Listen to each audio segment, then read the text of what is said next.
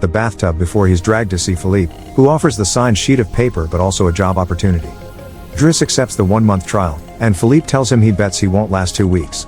After bringing his things to his room, Driss is taught how to take care of Philippe. He must learn how to keep his legs stimulated, how to put him in the wheelchair, how to help him shower and change his clothes. Things get awkward when Driss discovers he must put on him some high stockings and even clean his butt after Philippe uses the bathroom. But no matter how much he complains and says he won't do those chores, he ends up accepting them as part of his job.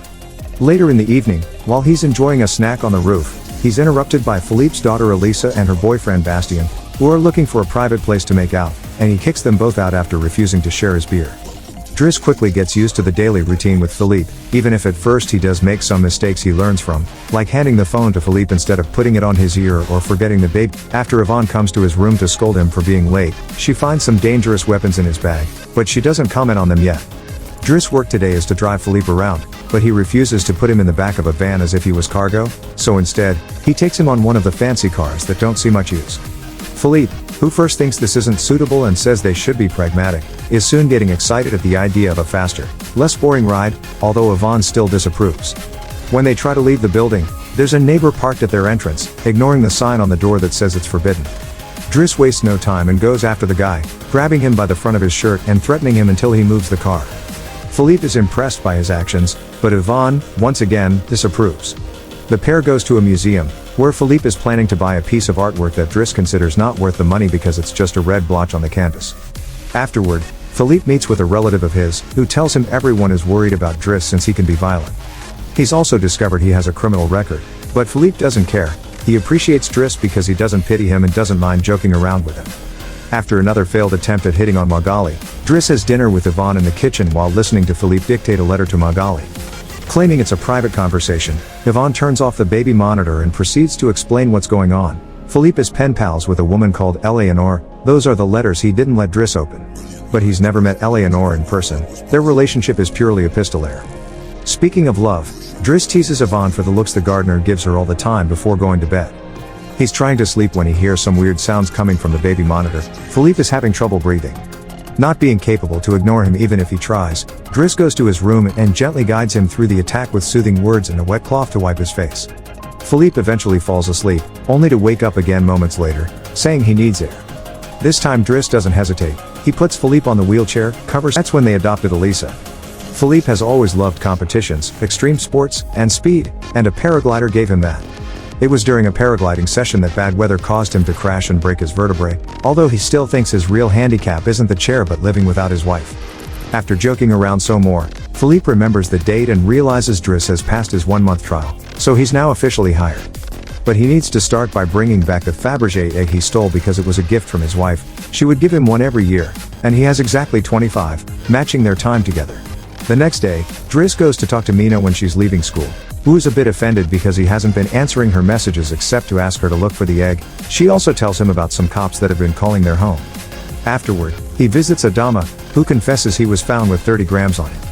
Driss wants to take him to lunch, but Adama refuses and instead gets in the same suspicious car from before. Later on, Driss is allowed to be present while Philippe dictates his letter for Eleanor to Magali. He thinks this purple prose is very boring and that Philippe should be more direct. He's also baffled to hear that this has been going on for 6 months and they never exchanged pictures. When he finds her phone number on one of the letters, he takes it as a sign and calls her, obliging Philippe to take the phone and finally speak to her outside the written word. Their conversation goes so well, Philippe is now on the phone with her all the time, even right before he and Driss attend the opera, during which Driss laughs and makes fun of the costumes. The next day, Driss convinces Philippe to accept to exchange pictures with Eleanor and chooses one of him in the wheelchair. Afterward, while he's painting, Elisa bursts into his room to ask him for cigarettes and makes fun of him for trying to be artistic.